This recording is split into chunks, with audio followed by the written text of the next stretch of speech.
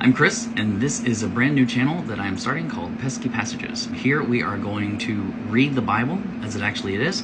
It's ancient, it's sacred, it's brilliant in places, it's incredibly boring a lot of the times, but it can also be troublesome and problematic, and sometimes completely unhinged. Just a little bit about me. I have spent over 20 years in churches and parachurch organizations, everything from volunteering to church planting to full-time pastor work. So I was raised in it, I worked in it, I knew the rhythms inside and out. The one thing that always truly mattered more than anything else, the Bible. We memorized it, we built sermons around it, we made it a part of our everyday life. We always let Scripture interpret Scripture. I was often encouraged to ask questions, but it was only questions that had pre-approved answers. Digging deeper, pressing for clarity, being intellectually honest about those answers, not so much. And that was eventually what got me fired. So what happened? What changed? Well, I started reading the Bible on my own, for myself. The deeper I went, the harder it was to ignore all the tensions, contradictions, mistakes, the violence. Certain verses were spotlighted and others were buried or swept under the rug. I never stopped loving the Bible. I just stopped pretending that it all made sense together. This page is going to exist to bring out the uncomfortable stuff, to sit with it. The verses that get glossed over or weaponized or footnoted into oblivion that insist that you have to submit one scripture to the other. We're going to look at it closely and we're going to read it together, out loud, in context. And I'm sometimes going to play devil's advocate, not because I believe it, but because someone does, and we need to take a closer examination of that.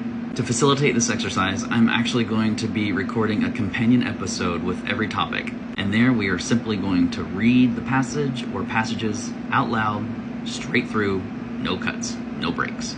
This way, we get to hear it for ourselves, straight from the book, and realize that there's a proof text for just about everything. And just so we're clear, no camp is safe. Young earth creation, eternal conscious torment, penal substitution, inerrancy, progressive universalism, omnibenevolence, flat earth. Every framework that tries to make the Bible this tidy little unified thing is going to come under scrutiny. Because from Genesis to Revelation, if we're honest, the Bible is in disagreement a lot of the times. It evolves and updates. It contradicts and makes mistakes. It isn't even afraid to put two distinct and irreconcilably different histories and traditions side by side and let that just live in holy tension. Unfortunately, the Bible doesn't hand us certainty. But what if instead it invites us into a more beautiful story, where we pursue wisdom, where we join together in community to make the meaning from the text? Because, spoiler alert, that's already what we're doing. The goal isn't perfect mental assent to doctrinal beliefs or theological positions. The goal is to put more of our trust in Jesus, especially as doubt grows louder, to believe that He can carry us through the uncertainty, to hold us in that tension, and that He has the power to work it out in the end, even when that makes no logical sense to us at all. And hopefully as we go on this journey together, we feel more and more comfortable with just saying, I don't know. So let me be clear, I still believe in Jesus.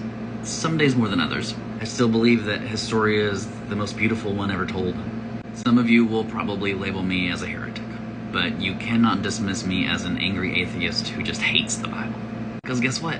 I love it. For better or worse. Fiercely. Obsessively, illogically, enough to take it seriously even when it doesn't behave, enough to read the hard parts out loud, enough to let it challenge me instead of confirm my own biases. So if you've ever loved the Bible and felt betrayed or victimized by how it's been used, if you're still trying to hold on to the faith without all of that annoying cognitive dissonance, if you'd like to learn to ask better questions and just sit in the uncertainty of it all, or if you just want to lurk in the comments and eat your popcorn while you watch everyone lose their minds, come on, you're absolutely welcome here.